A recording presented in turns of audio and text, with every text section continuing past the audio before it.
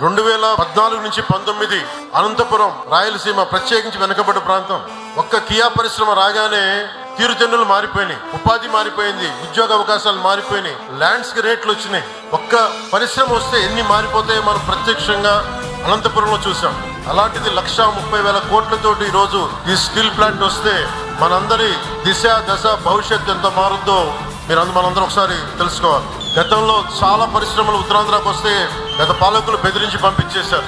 ఈ రోజున 18 నెలల్లో ముఖ్యమంత్రి గారు పదే చెప్తా ఉంటారు, speed of business and ease of business. పరిశ్రమలకి మనకి లైసెన్సులు కావాలన్నా, ల్యాండ్ సేకరించాలన్నా, speed of business, ease of business కి చాలా నిలువెత్తు తార్కాణం, నిలువెత్తు నిదర్శనం ఇది.